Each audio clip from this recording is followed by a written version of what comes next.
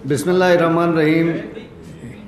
मेरा नाम मोहम्मद शरीफ खान, चेयरमैन अवामी बेदारी पार्टी गिलगित बल्तिस्तान। मौजूदा कई अयाम पहले जो डिसइंफोलेब रिपोर्ट शाया हुई थी बैनुल अक़वामी अदारों की तरफ से, उसके बाद हमारे गिलगित बल्तिस्तान के कौम परस्त बानी शहीद मरहूम हैदर शाह के फर्जंद मेहदी शाह इनकी ट्रेप में आए और इस वक्त उनकी जान को सख्त खतरा लाहिक है।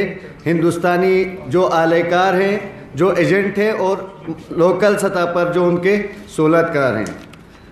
जैसा कि आप सब बेहतर जानते हैं, गिलगित बल्तिस्तान सी पैक, दियामर बादशाह डैम, सिकरदू गिलगित रूट और कारगिल वार के बाद दुनिया की नज़र में आया होकर सामने आया। मुख्तलिफ ताकतों के गिलगित बल्तिस्तान के अंदर असरात मुरतब होना शुरू हुए। गिलगित बल्तिस्तान का मसला जम्मू कश्मीर से वाबस्ता है। इसी बुनियाद पर जो आज़ाद कश्मीर, जम्मू कश्मीर से जो बैनुल अक़वामी ममालिक में, बैरूनी ममालिक में पॉलिटिकल असाइलम पर हैं, ऐसे इंडिया के पेरोल पर जो अनासिर हैं, वो गिलगित बल्तिस्तान के अवाम, सियासी रहनुमाओं, समाजी रहनुमाओं और तालिब इल्मों से राबिता बहाल करते हैं। ऐसी एक सूरत हाल मेरे साथ भी पैदा की गई। मुझसे गिलगित बल्तिस्तान से मैं वहदत की इकाइयों की बहाली और ख़ुद मुख्तार कश्मीर के नज़रिए पर सरदार शौकत अली काश्मीरी, अमजद तैयब मिर्ज़ा और सज्जाद राजा, जिनके नाम डिसइंफोलेब रिपोर्ट में आया हो चुके हैं, उन्होंने राब्ता किया। 1 साल तक उनसे हमारा राबिता रहा। वो मुख्तलिफ बात हमसे मुज़ाकरात करते रहे कि गिलगित बल्तिस्तान के से हमारी हमदर्दियाँ हैं। गिलगित बल्तिस्तान अक़वाम मुत्तहिदा की करारदादों के मुताबिक गिलगित बल्तिस्तान आज़ाद जम्मू कश्मीर का हिस्सा है। मगर हम भी अपनी तरफ से इन चीज़ों को ऑब्ज़र्वेशन करते रहे ताकि हमें मालूम हो कि गिलगित बल्तिस्तान के लिए कौन मुखलिस हैं और किन के अज़ाइम नापाक हैं। इस बीच में सज्जाद राजा ने मुझे एक स्पॉन्सर लेटर भिजवाया, जो कि यूके से उन्होंने मुझे स्पॉन्सर किया। मुझे यूएन का इन्विटेशन भिजवाया और उन्होंने मुझे यूनाइटेड नेशन में स्पीच का मौका फराहम करने का और ये यकीन दहानी करवाई कि मेरे तमाम अखराजात की वो ज़िम्मेदारी लेंगे।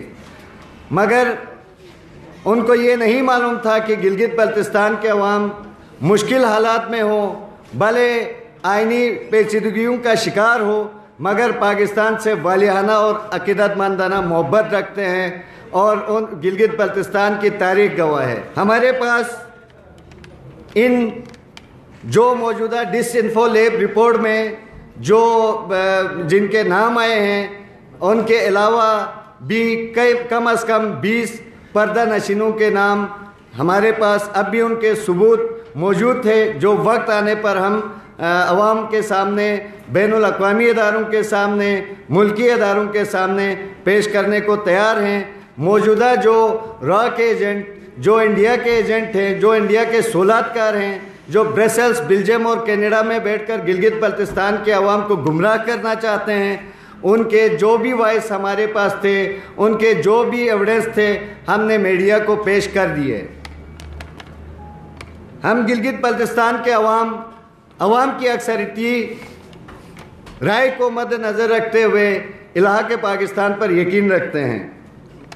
हम मुतालिबा करते हैं कि आलमी अदारे और मुल्की अदारे, इन तमाम अनासिर जो गिलगित बल्तिस्तान के अवाम को गुमराह करके सी पैक को सपुर्ताश करना चाहते हैं, दियामर बादशाह डैम को नाकाम करना चाहते हैं, जितने भी मेगा प्रोजेक्ट्स हों उनको नाकाम करना चाहते हैं, हम ये मुतालिबा करते हैं कि उनके ख़िलाफ़ सख्त से सख्त मुल्की सतह पर कार्रवाई होनी चाहिए और बैनुल अक़वामी अदारे इस पर नोटिस लें। हम प्रो पाकिस्तानी नेशनलिज्म पर यकीन रखते हैं और हमारा नज़रिया پاکستان کا مکمل آئینی صوبہ بننا ہے۔ یہاں پر جس شخصیت کی بات ہوئی مرحوم شہید وطن اور قوم پرست رہنما بانی قوم پرست حیدر شاہ رضوی کی۔ شہید حیدر شاہ رضوی گلگت بلتستان کے عوام کے بنیادی حقوق کی بات کرتے تھے، علاقائی حقوق کی بات کرتے تھے، نہ کہ وہ کسی بیرونی ایجنڈے کے متحمل تھے۔ میں ان کا قریبی ساتھی رہا، مگر آج تک ہم نے مختلف علاقائی ایشوز پر جو ہماری پولیٹیکل اسٹرگل تھی وہ ہم نے کی، مگر کبھی ہم نے کسی بیرونی ایجنڈے کو فوقیت نہیں دی، نہ ہی ہم دیں گے۔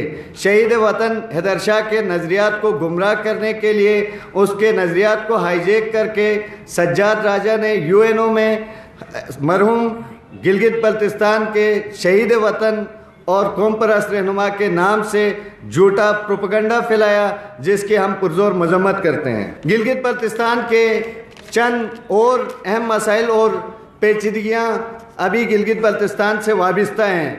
ہم عالمی اداروں سے یہ بھی مطالبہ کرنا چاہتے ہیں کہ یہ جو را اور انڈین انوالومنٹ ہے گلگت بلتستان میں، اس کو فوری طور پر ختم کیا جائے اور بین الاقوامی ادارے اس پر فوری نوٹس لے، ورنہ گلگت بلتستان کے عوام کارگل وار کی تاریخ دہرانے کی ہمت اور جرات رکھتی ہے کہ گلگت بلتستان کے اندر جو بیرونی تسلط پیدا کی گئی ہے، اس سے گلگت بلتستان کے عوام نجات دلانے کے لیے انشاءاللہ ہماری سیاسی، اخلاقی، معاشرتی ہم جد و جہد جاری رکھیں گے۔